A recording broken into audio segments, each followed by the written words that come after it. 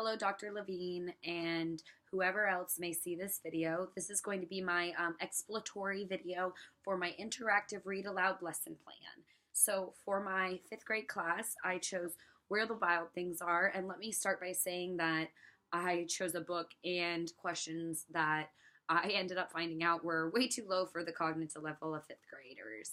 Not so much that I think any book has to be relatively a certain age limit. I, being an English minor, very interested in young adult literature, think that literature itself can be enjoyed by any age whatsoever. I think you just have to hold a discussion and have discussion questions that do engage the age period and age time period that your kids are in. So my students, I had 2 students in my group, and my 2 students did push the discussion to a point that I did not think we would get to, that I will be talking about in this video. But my questions from the beginning were way too low on a cognitive level for them. So, okay. In this, I'm just going to explain, obviously you've read this book 100 times, probably, what pages I bookmarked, what we discussed when we bookmarked them. On top of the fact that I did pick a very simplistic book, I do understand that I was supposed to read out loud how my students actually asked if they could, and I found them to get motivated and actually push the conversation further after I let them do it. We took turns reading pages. So I read a page, then my other student read a page, my second student read a page, and then it went back to me. They tried to just take it to just both of them, and they were like, we get it, you can read, which I thought was very funny. But I did explain to them that part of the assignment for me was reading out loud, so I compromised, halfway happy, and yeah, we found a middle ground. So please ignore as I refer to it. I talked to them about Halloween. That was my getting into the conversation with them. I talked about, what may have affected their Halloween choices. So I had one of them say that they were dressing up as a Slytherin because they had done the Pottermore quiz and they had found out they were going to be a Slytherin, and they really enjoyed reading Harry Potter on top of that.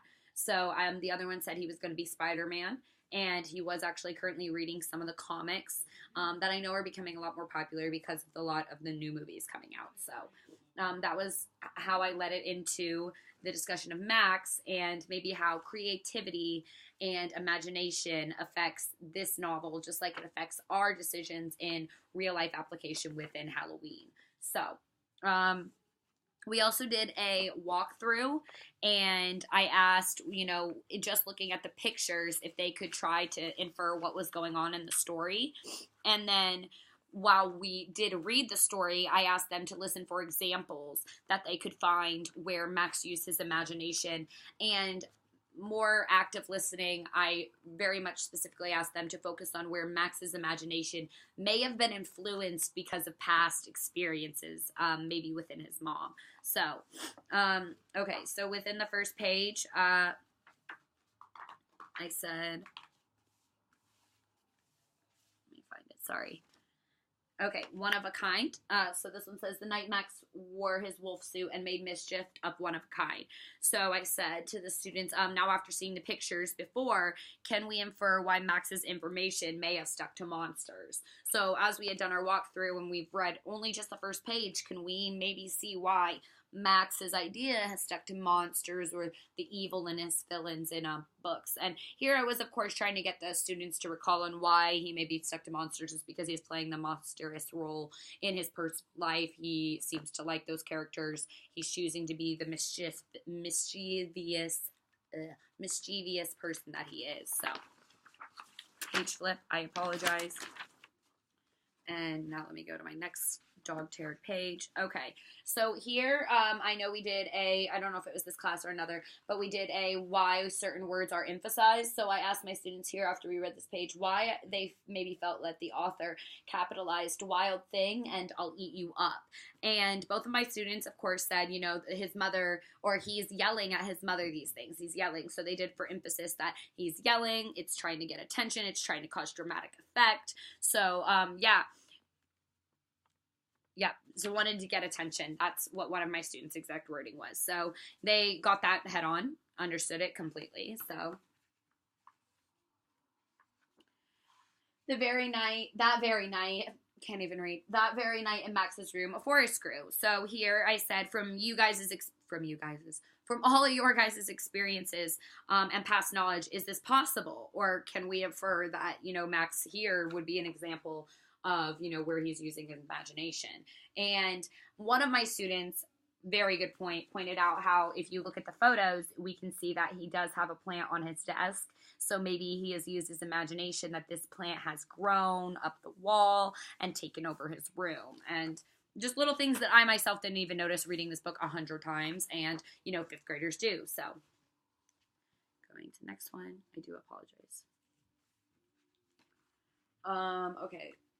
Until Max said, "Be still," and tamed them with the magic trick, and staring into all of their yellow eyes without blinking once, and they were frightened and called him the most wildest thing of all. Looking at these pages, can we infer to what Max's mom had said to him previously stuck with him, why or why not? So what I was trying to get is my students being able to recall some of the exact dialogue that his mother had said to him, like, be still and stuff like that, or I'll eat you up, you're the wildest thing of all. This was the conversation that Max and his mother previously had. So this is where I was trying to get that active listening, where students maybe seen how, what his mom said to him at the beginning was foreshadowing to what he has said here to the monsters, and how he acts in control, which he was not with his mother. So, which is also what one of my students said, that in his imaginary world, isn't it funny that he's the king, he's in control, which is something that he obviously knows he is the exact opposite in his reality. So here was another thing. He said, "Now stop," Max said, and sent the wildest things off to bed without their supper. And Max, the king of them all, was lonely and wanted to be where someone loved him best. So again, we were trying to get those students to remember the fact that his mom said, "Now stop," and sent him to bed without dinner also. And it's just trying to also make the students also commented on how this gives the Max time to reflect on his actions and see, like, maybe he wasn't acting the best way towards somebody who really did just try to treat him with the most up care and respect. So that's what one of my students said, which I thought was so sweet. I really hope they do treat their parents like that, but we know. And it was still hot. That's how the book ends, obviously. From this text, how do we know that Max uses his imagination to visit where the wild things are? And my quote from my student was, time change, the biggest imagination that gives it all. The food would not be warm, but bigger is his age. Yes, I forgot about that one. One thing I loved that my students pointed out that I never have noticed in the 100 times reading this book is the first time Max sails to the island, it says, like, within a year he sailed and sailed.